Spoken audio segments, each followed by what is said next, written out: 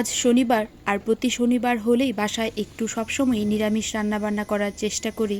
আর ইদানিং মাছ মাংসের থেকে নিরামিষ খাবারগুলো খেতেই বেশি ভালো লাগে। তার মধ্যে হুট করেই অনেক গরম পড়ে গিয়েছে, তাই মাছ মাংস থেকে নিরামিষ খাবার টাবার খেলেই অনেক বেশি শান্তি লাগে। তাই আজকে শনিবার দিন নিরামিষ কি রান্না বান্না করেছি সেগুলোই তোমাদের সাথে শেয়ার করি। প্রতিদিন সকালবেলায় 1 কাপ চা দিয়ে আমার সকালটা শুরু হয়। সকালের 1 কাপ চা খেয়ে রান্নাঘরে ডিউটিতে লেগে গিয়েছি। প্রথমেই ডাল বসিয়ে দিয়েছি। ঘরে দেখলাম নিরামিষ কোনো ডাল নেই, তাই মাছের ডালটাই বসিয়ে দিয়েছি। মাছের ডাল রান্না করব একদম পেঁয়াজ রসুন ছাড়াই। অনেকে নিরামিষের দিন মাছের ডাল খায় না, তবে মাঝে মধ্যে আমি পেঁয়াজ রসুন ছাড়া নিরামিষের দিন মাছের ডাল রান্না করি, খুবই রেয়ার তবে সেটা।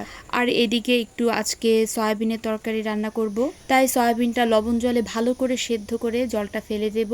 আর ভালো করে ঠান্ডা জল দিয়ে ধুয়ে এরকম চিপে চিপে রেখে দিব জল ঝরিয়ে। তাহলে কিন্তু সয়াবিনের ভিতরে যে একটা গন্ধ থাকে সেটা কিন্তু আর থাকে না। আর সয়াবিনে দেওয়ার জন্য একটু আলু কেটে নিয়েছি, এগুলোকেও একটু সেদ্ধ করে নিব।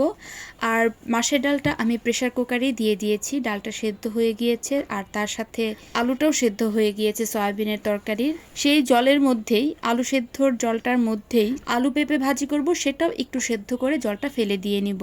আমি সবকিছু রান্নার আগে সবকিছু হালকা করে সেদ্ধ করে জলটা ফেলে দিয়ে রান্না করি, তাহলে সবজির মধ্যে যে একটা এক্সট্রা গন্ধ থাকে সেটা আর থাকে না। এই তো এখানে ডালটাও সম্ভার দিয়ে ফেলেছি। একটা আইটেম রান্না হয়ে গিয়েছে আর 2টা আইটেম রান্না বাকি আছে।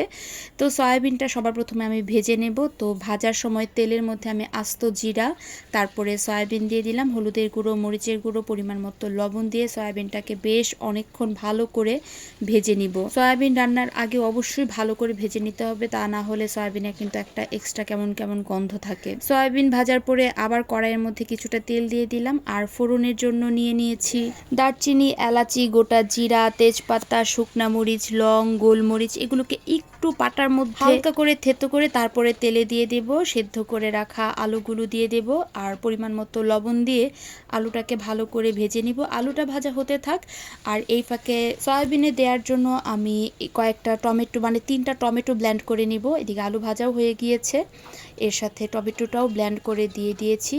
আর রোজকার যে মশলা থাকে সেগুলোই দিয়েছি, হলুদের গুঁড়ো, মরিচের গুঁড়ো, জিরার গুঁড়ো, ধনিয়ার গুঁড়ো। আর নিরামিষ রান্না যেহেতু, তাই পরিমাণ মতো একটু চিনি দিয়েছি, তাহলে স্বাদের একটা সুন্দর ব্যালেন্স হয়।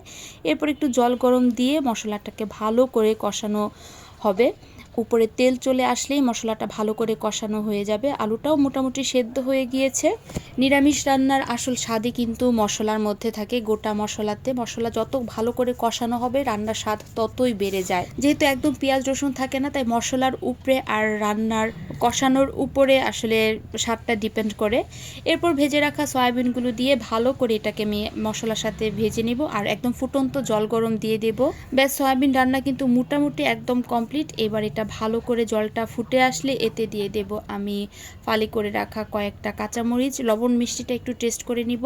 আর ঝোলটা একটু থকথকে বানানোর জন্য, মানে ভারী বানানোর জন্য কয়েকটা আলু আমি এভাবে চটকিয়ে তারপরে ঝোলে দিয়ে দিব।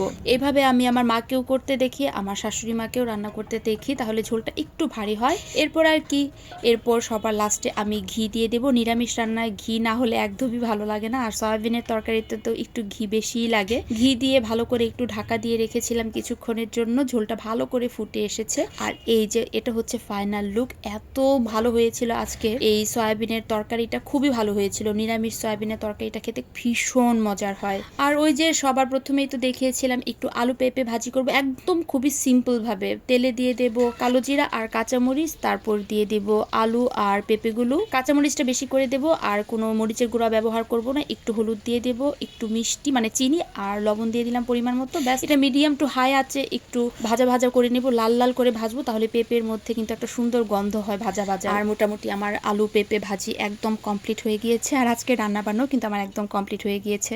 আর আমার কাজের মাসি, মানে আমার হেল্পিং হ্যান্ড, ভাত রান্না করেছে। আর আদার্স কাজগুলো যদি আমি সবাইকে দেখাতে যাই তাহলে আরও অনেকক্ষণ সময় লেগে যাবে। তো আজকের এই ছোট ব্লগটা কিন্তু আমার এই পর্যন্তই। আজকে শনিবার দিন মেনুতে ছিল নিরামিষ আলু দিয়ে সয়াবিনের তরকারি, তেজপাতাটা ফেলে দিচ্ছি, তার সাথে ছিল আলু পেঁপে ভাজি। এই ভাজিটা খেতে অসম্ভব মজার হয়।